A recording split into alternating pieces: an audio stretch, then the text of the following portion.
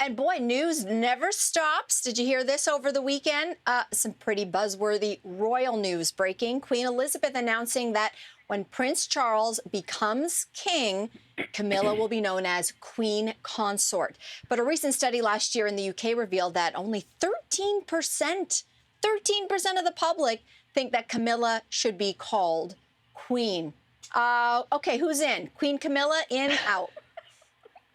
I mean, it's Queen Consort Camilla, and then it makes me wonder. And Mel, I'm sure you have the answer to this, but like if Charles dies before she does, what does she become then? Is she Queen Mum or is she Queen Stepmom? I mean, I wouldn't want that title. Every single fairy tale ever invented seems to have an evil queen stepmom. It's a great question. It's so like right out of a fairy tale. Like what happens to that? I mean, actually at that time, if Charles goes before her, it'll be up to William to decide. I don't know. That's going to be putting it to the test. But to be honest, I think this has been a really, really interesting time for the monarchy. It's just been so much upheaval in the UK. Buckingham Palace is abuzz because of so many concerns and issues. But this one in particular, it kind of brings up all the old wounds, doesn't it? There's like this all of a sudden division again between Team Camilla and Team Diana, because whether we like it or not, people really wanted her to go from the people's princess to the people's queen. And I think they thought that was going to happen. Yeah. So now, you know, Diana was trending over the weekend. I was like, why is Diana trending? Well, obviously, as soon as you bring this up, people are like, ooh, what side am I on again? So I would love to have seen that people have evolved and changed, but it brings up old wounds, I'm sure, for William and Harry as well. But this is the queen. This is like one of her last big moves. And I think she's stepping into such an uncertain time. The monarchy is stepping into such an uncertain time. She's doing anything and everything she can while she's alive to ease and smooth out what will be an inevitably very bumpy transition to when her son becomes king. And this is one of those sticking issues. Am I the only one who just loves a love story? I know it's not the love story. It's not the love story we wanted or expected, but like it kind of truly is one for the history books. Like these two people were in love for whatever reasons. They married other people. They had public tragedies. They had private tragedies. Then they get back together. They marry, and they've been married since what, 1995?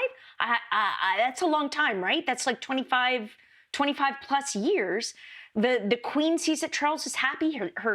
His sons see that they're happy.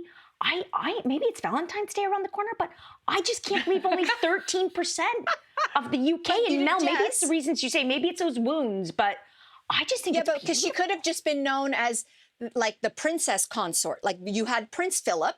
He never became King Philip. He was Prince Philip. So in the same vein, Camilla would have been a princess consort. So for some reason, I think, I have no inside sources. Jess's face. You got her. Maybe. I mean, I'm just wondering why the necessity it's a good point to bump up her title.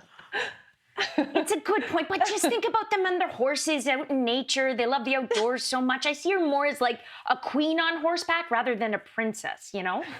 And I think it's interesting, like, that you hold that point of view, which appears to be in the minority, like, because this poll is, there are so few people who support her. And again, though, as Mel, you were alluding to, she's an extension of Charles whenever he becomes king. And so this is the queen's priority.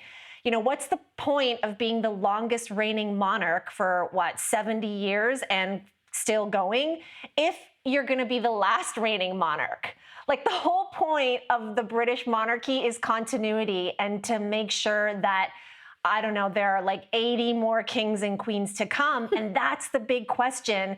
Camilla is unpopular as an extension of Charles not being anywhere near in the neighborhood as popular as his mother. She is beloved. And, you'll note in this letter, if you read the letter, it's posted on the royal channels, she signs off, "Your servant, Elizabeth."